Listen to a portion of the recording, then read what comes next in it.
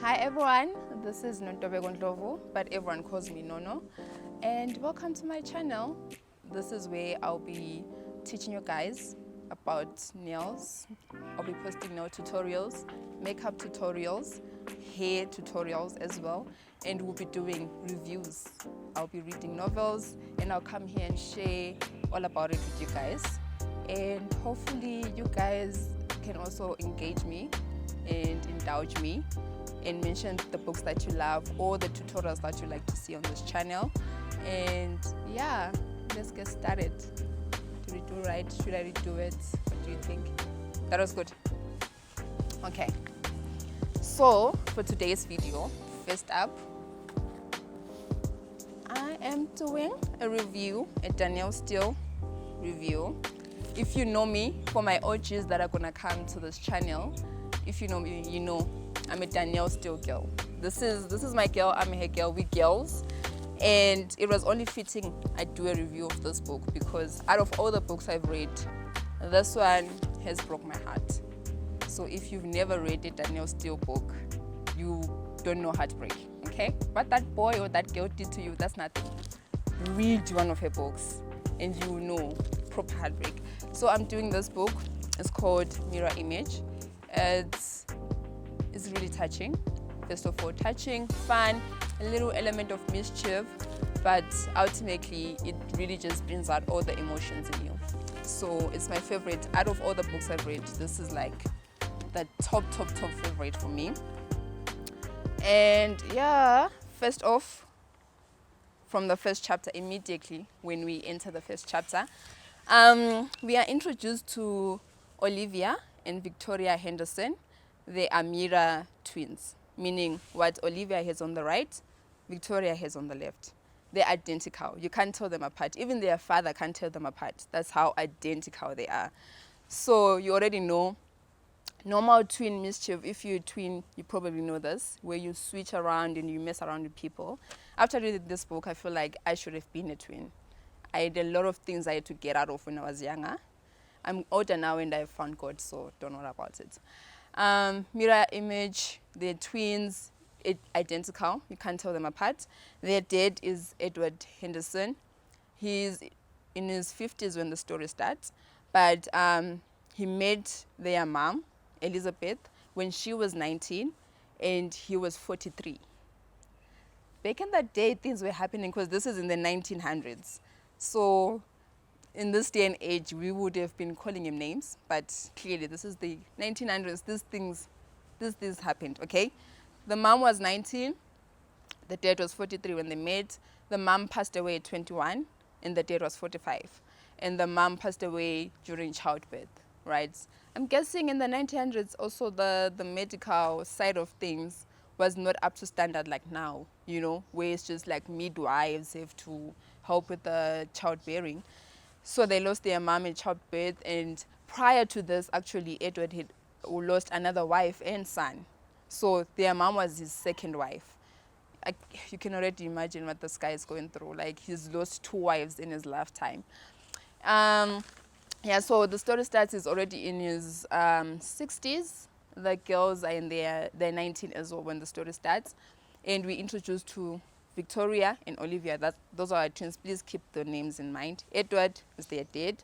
We also introduced to John, who's their dad's lawyer, and Charles, who is the assistant to the dad's lawyer, right? So John's assistant. Charles is going to be very vital in the story, so don't forget him as well. And we also introduced to Betty, who was their housekeeper, who also acted as their mother, because the dad obviously was so distraught and he couldn't raise them. So he left everything to the housekeeper and she took over. So let me describe the twins for you. In terms of appearance and everything, they look alike. They have dark hair, they have creamy white skin, they have huge dark blue eyes. Like that's the picture. It's giving model, actress, Vogue, you know, it's giving those vibes. And in terms of character though, Olivia is more domesticated, right? She takes care of the house, she takes care of the dad, she does the cleaning and the running of the house. That's what they called it back in the days. They called it the running of the house. So she's warm, she's a homebody, she doesn't do much. Victoria is rebellious. She's the star. She wants to be out there. She smokes already in the first chapter. We find out she smokes. Uh, she taught herself how to drive by stealing the dad's car. She's fighting for women to have rights to vote. During this time, obviously, women were not allowed to vote. So that's pretty much the intro that we get already to the story. Um, Already from the story, I'm gonna just say Edward is. I don't like Edward much, because how are you 43 and you're with a 19-year-old? That was sus from the get go. I was like, sir, please, that's you don't do that. You know what I'm saying? Don't do that.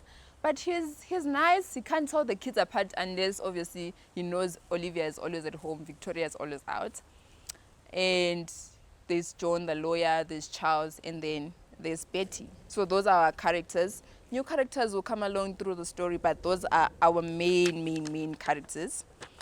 What we need to know about Charles is that his wife died in the Titanic. For those who watched Titanic, I never watched it. I don't even know why. But if you want to share a little bit of what happens in the movie, that would be awesome. The wife died in Titanic. He has a 9-year-old son. So he's a widower. And he has a son.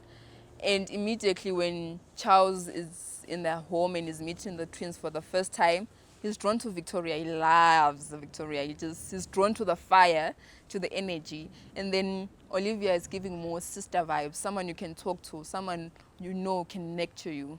So he's drawn to Victoria. Keep that in mind. It's very, very crucial in the story. Yeah, they are Edward's lawyers because Edward has steel mills where, they process steel and all those things. And he needs people to manage it for him because he's a little old. His heart is not doing so well also at this point of time. So his lawyers pretty much run his things in New York for him while he's in this other place where he stays in. I don't remember much, but just know there's the house in New York and there's the other house in the other place in America somewhere there. Charles is drawn to Victoria, but Olivia is drawn to Charles. So already when the story starts, it's like, there's that. Because Victoria doesn't even like Charles. To Victoria, Charles is boring. But to Olivia, Charles is a dream, It's a dream. She likes him. And Charles is drawn to Victoria because he lost his wife, Victoria is a safer bet for him. He didn't want to fall in love again. He's just looking for someone to help him with his son, But Victoria is not looking for a man. She was more, I want to join the politics. I want to, just fight for women's rights and all of those things.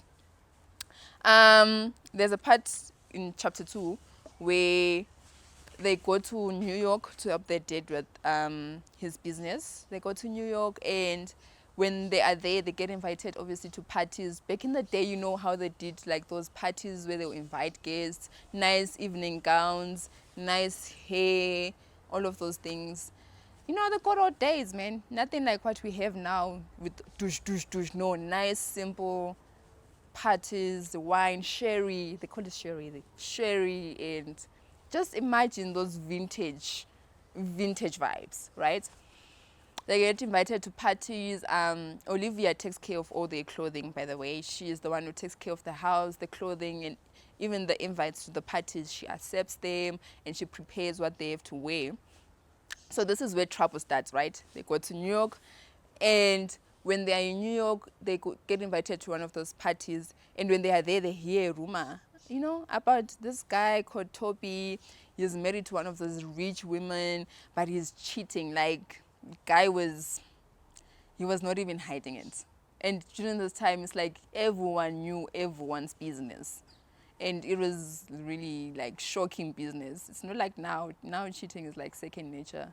But back in the day, it was like, serious stuff. So he's a cheat. Olivia is the one who gets to hear this rumor, shares it with Victoria, but Victoria is not interested.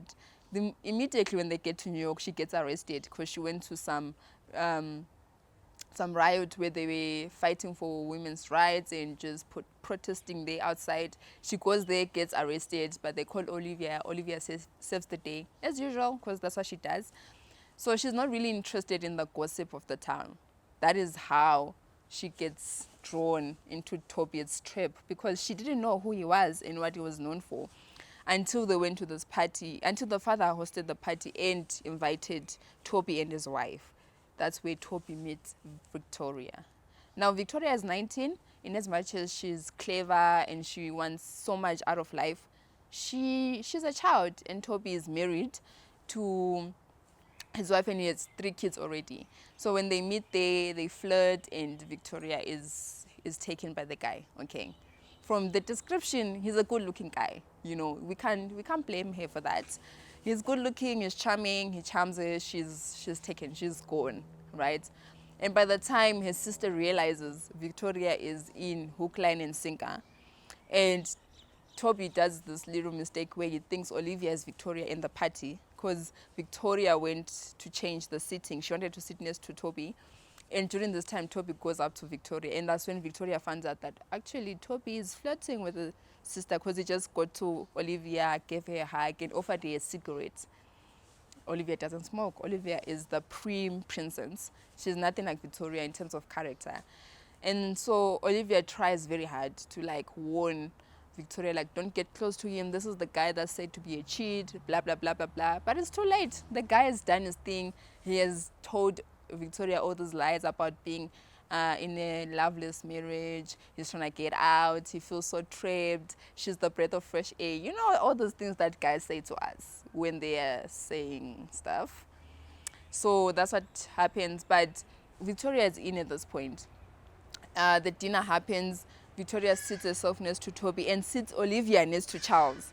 So we get to learn a little bit more about Charles, how his wife's death affected him, how he wanted a mother for his son, you know, all of those things. Like, we like Charles. No, we do. We like Charles. We don't like Toby. We like Charles. And we like Charles for Olivia because they're just like, you know, perfect together.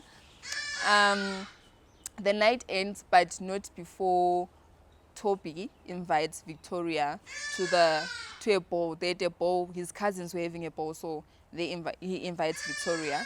So they go there, and Victoria is dressed in the skimpiest of outfits, right? Like tight dress. She put lipstick. She wants to give this man the impression that she's a grown woman, and she's ready, right? And yeah, that happens, and they go to the ball. Olivia is still trying to talk her out of it. The dad does see, okay, something is happening, but he doesn't pay much mind to it. Olivia, because she knows her sister, she's like, girl, not him. He's not the guy. But oh, shame. Poor Victoria, she is in love at this point. Umjolo ula. Nothing can get it out, right? They go to the ball, and at the ball it's like more fun. They're dancing together, you know, they're squeezing each other, they just close. It's heaven for Victoria at this point. And then when Olivia goes to the bathroom, that is where Toby's wife walks up to her, because you can't tell them apart. So Toby's wife walks up to her and she's like, girl, leave my husband, okay? We have 3 kids and we have 1 on the way. This is what he does. He does this like a lot of times. Don't be his victim. So now Olivia is like really focused on trying to get her sister out of this situation. And she's telling her all those things that the wife said. And she's like, no, the wife is lying. Obviously, he loves me. He wants me. You know, he's not in love with her. Like, yay, after God, fear married men, okay? So that happens. But Victoria doesn't take any mind to it. And she continues to dance with Toby, flirt with Toby. And before the ball ends, they agree, okay, let's go meet up somewhere and go on a date, like a date situation. And they meet up the next day at the library. So obviously at this point, everyone at home knows Victoria just leaves to go to these riots, to these protest things. So they don't mind it. But Olivia knows, deep down she knows, my sister is taken at this point and there's nothing I can do because they're fighting. This was the first time where they fought about something so serious because Victoria was hell-bent on being with this man. So she meets him at the library. He takes her to this little beautiful white house at the outskirts of town. And when they get there, they talk, there's champagne, there's picnic, it's divine. Like, Toby was a romantic. He was a cheat, but a romantic cheat. We can at least give him a little point for that. He was a romantic cheat. So he cheats and, okay, he takes Victoria there and he treats her nice, like a princess, gives her all this attention, talks to her because he already realizes she just wants to get out of America, go to Europe. So he wants to take her to Europe. He wants to make her, I don't know, like make her achieve her goals in a way. So he's selling this dream to her and she's in for it. She wants it. She wants the man, and she wants the man that's going to take her out of her father's house because she wants to be free. She doesn't want to be detected. She doesn't want someone to like lay down rules for her. So Toby is perfect. And they end up sleeping together then. And pretty much for the next 2 months, she's just sneaking around with Toby, sleeping with him and everything. Until John, you remember John in the first chapter, the lawyer, he's somewhere, having, I don't know, breakfast or lunch or whatever they were having back in the day with his client, and he overhears Toby telling people how he seduced this young girl and how she's so loose and so cheap and, you know, like just degrading Victoria. Now, again, back in the day, this was a serious thing because now it's just whatever. People don't mind people's business like that. But back in the day, this was something that could make Victoria not get married because no man would want her after that. So John rushes to Edward and is like, bro, they're saying this and this and this about your daughter, and we know it's not Olivia. You know, it can only be Victoria. And, you know, like, Edward is like white in the face at this point because what? He didn't think his daughter would do something like this. So he's angry. He immediately is like, okay, whatever business I'm doing, I'm no longer doing it. We're going back home because, no, this cannot happen, you know. And he reprimands Victoria and forbids her from seeing Toby. But Victoria's still like, no way. You probably just say that because he was cornered. Let me go and ask him. And when she goes to ask him, that is when Toby is like, bro, don't act like you didn't know what was happening. I'm married, you know, we're just having fun. I was just telling you things that you wanted to hear, but you knew I was lying, right? And he just goes on to like break her heart. Like, at this point, this might sound a little heartless, but at this point I was like, serves you right, ma'am. Serves you right. Because, girl, wake up, smell the coffee. That was never going to happen. Okay. So I was glad this happened. Honestly, I was glad this happened because the affair had gone on for too long already. And Victoria she was driving me insane at this point. So when this happened, I was like, thank you, thank you, thank you. Leave the men alone, you know. So they leave immediately and they go back home. Victoria, oh, shame, she's distraught. Oh, this is the first heartbreak. Shame, she's distraught and she wants nothing to do with men from this point. She's like, never gonna be with a man and all of those things. You know, they go back. Olivia is happy to have his sister back. And finally, she's also, like me, she's happy this happened so that the whole thing can be cut short. And they go back home. When they go back home, the dad is mad. He's pissed because he did send John to confront Toby. And Toby was like, hey, she seduced me. I'm the victim here. I'm a married man. I tried to fight it, okay, but she was just offering herself to me. And at the end, you know, I'm a man. Things happen. Guys, if we see anyone named Toby, we don't like them, okay? We don't like them for what this Toby did. Anyway, let's move on. They go back home. Victoria, like I said, distraught. Olivia is trying to cheer her up. And then one day she's like, okay, let's go horse riding. That's how far back this is. This was the horse era when rich people had horses, you know, and they just took their horses riding and just to clear their head. No one was driving to clear their head. They had horses for that. So they take the horses, and then something happens, and then Victoria's horse loses like control, or did it step on something? Something happened, but it panicked, dropped Victoria and ran. And then Victoria fell. She stood up, dusted herself up. They went home. But later that night, she had a miscarriage. So the fall caused her to have a miscarriage. She wasn't aware she was pregnant. Now the scandal is, is like it has blown up at this point, because not only did she have an affair with the married man, she got pregnant for him while his wife is now visibly pregnant. So she has this miscarriage. They can't hide it. They can't treat it from home. She has to go to the hospital because she lost blood. And people are going to start talking, and the dad is desperate for a solution. He needs to save his daughter's reputation, and not just Victoria, but Olivia, because people can't tell them apart. So whatever fate happens to Victoria, it's going to affect Olivia. No one is going to marry his daughters, and they're 20 at this point. And he wants them to get married because they're beautiful, they're stunning. They are beautiful, they're stunning from the description. Model vibes, So he's like, I need a solution. He goes to New York to try and find a solution. And when he comes back from New York, he just announces that he has spoken to Charles, and Charles is willing to marry Victoria. Pause. Let that sink in. Who is Charles? The lawyer that Olivia likes, that Victoria hates. And the dad just comes through and is like, Victoria, you're marrying Charles. Oh my word, my heart was bleeding for Olivia, because why is Olivia getting punished in this? I did want Victoria's reputation to be saved, but not at the expense of Olivia. This is Olivia's man. Like, why are you selling Victoria to Olivia's man? We didn't like Edward in the beginning, but after this, I was like, we hate you. No, honestly, we hate you, because not only did you impregnate a 19-year-old woman in your 40s, you just broke Olivia's heart, because we love Olivia, right? Olivia's our girl. So is Victoria, but more Olivia. We more team Olivia, right? Anyway, that happens. Victoria is like not having it. She's like, do anything, just don't get me married to that boring man. I don't want to be anyone's property.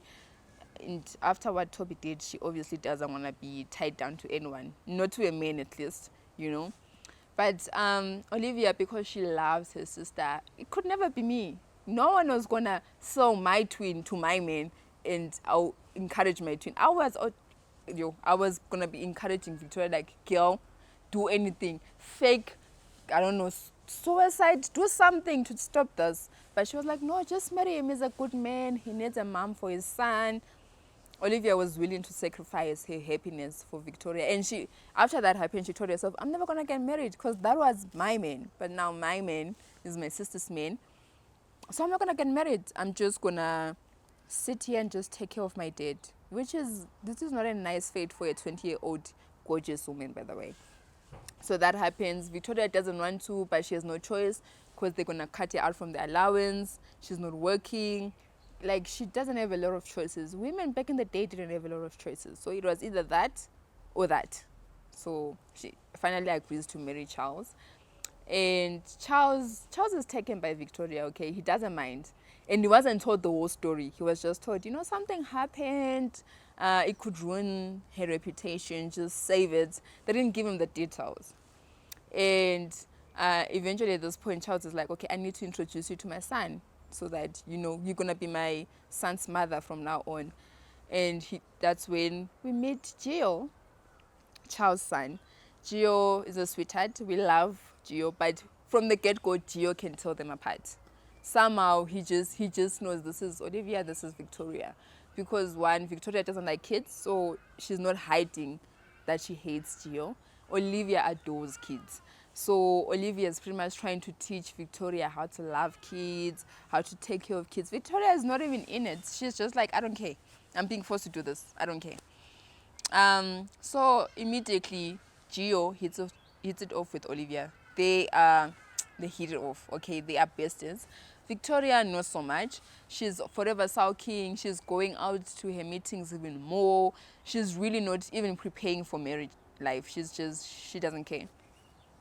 But yeah, that goes on, and eventually they choose a date and they agree they're gonna get married in June, right? they're gonna get married in June. So this is before the First World War, but it's like it was leading up to it. There's just this little commotion happening in the background, is brewing, and at this point Victoria is convinced she wants to go to Europe. She wants to experience it all. She just doesn't want to be told this is what's happening. She wants to be part of the war. She wants to be helping, somewhere, somehow. And before that, I want to see if something happened before they got married.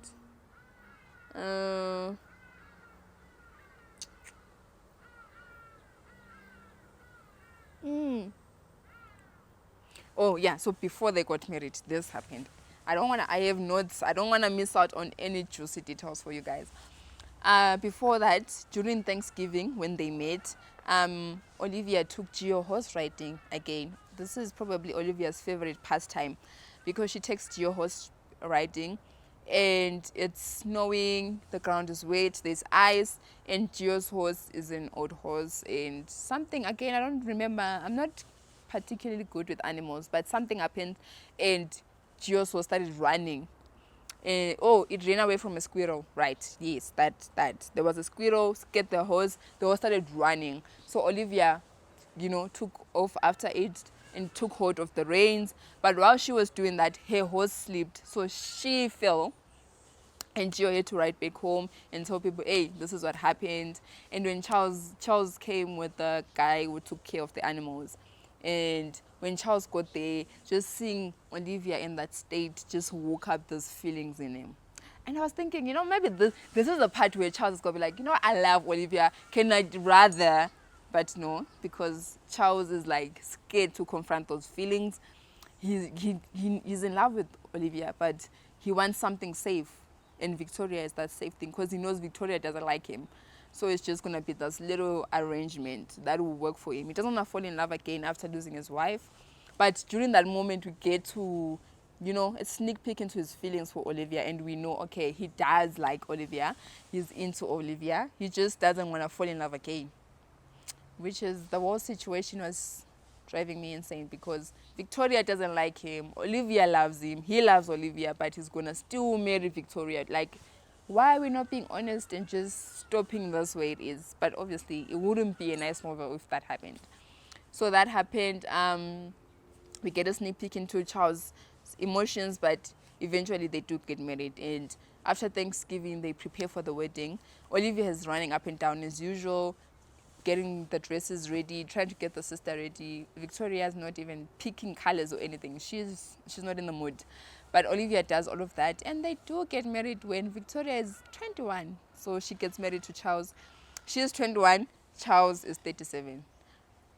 I don't want to say not bad, because it is. It is bad. But compared to what Edward did with their mom, yeah, this isn't that bad. But clearly back in the day, this is how these things went. 20-year age gaps in relationships were nothing. Don't try it now. You get arrested. Doesn't work now. Anyway, they get married. They go on a honeymoon, because that's what married people do. They go on a honeymoon to Europe, because Charles really, Hashem is trying. Charles really wants to make Victoria happy. And he knows Victoria wants to be in Europe, finding out what's happening and everything. So they go to Europe. In their first night, I'm trying to paint the picture in a child-friendly way, because I know I'm going to have underage viewers.